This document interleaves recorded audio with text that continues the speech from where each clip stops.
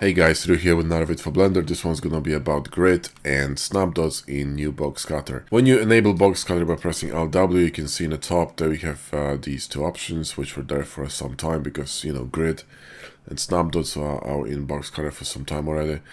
But, you know, there are changes to them and I'm gonna show you what happens, right? So when you click on this, you know, magnet thing, you will see that we're gonna get dots, right? And the dots actually you know, perfectly in the middle of edges, faces, etc. Right?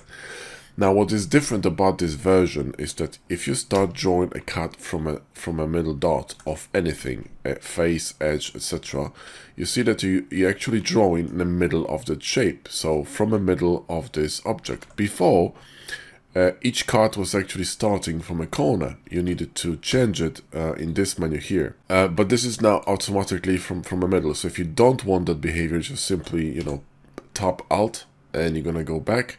And if you press period on a keyboard, or alternately, if you hold Alt and Shift, you can go back to the same mode, right? So that's the first change.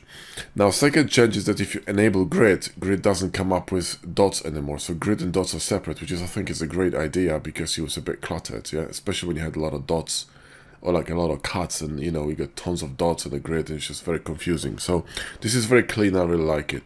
Now, if you depress Control and release it, right? So when you release Control and press Control, hovering over different faces, you see the grid's gonna be snapping to different, you know, different angles, right?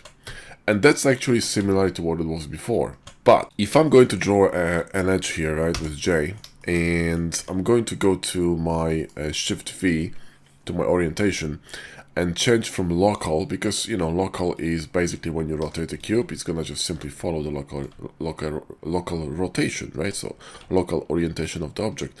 But let's reset it with Alt R. And if I'm going to switch it to nearest edge, if I'm going to now, you know, hover over this edge here, right?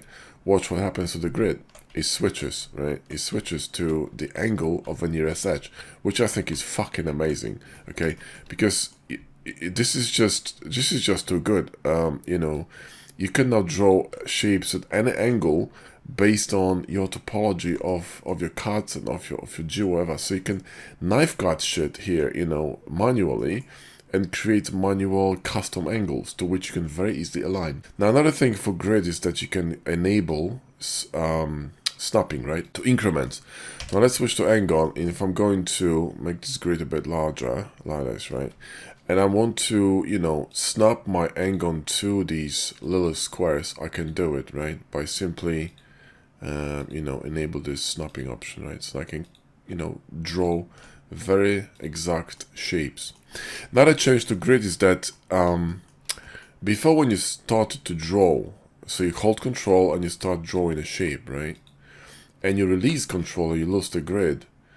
You know, when you press Control, you couldn't get it back in a way, right? So you could go back into the snapping mode, but you couldn't actually see the grid. Now they fixed it, so now you actually, you know, when you release Control, the grid disappears, but when you press it again, the grid is back, which is bloody brilliant. So, you know, that's how it works now, yeah? So, enjoy it. It's fantastic. I love it. Thank you for watching, guys. Hope you enjoyed the video. Give us a like and sub if you did. And as usual, links to hard-ups and Boxcutter in the video description. Grab them if you don't have them. I'm gonna slap you. Thank you for watching. Catch you next video.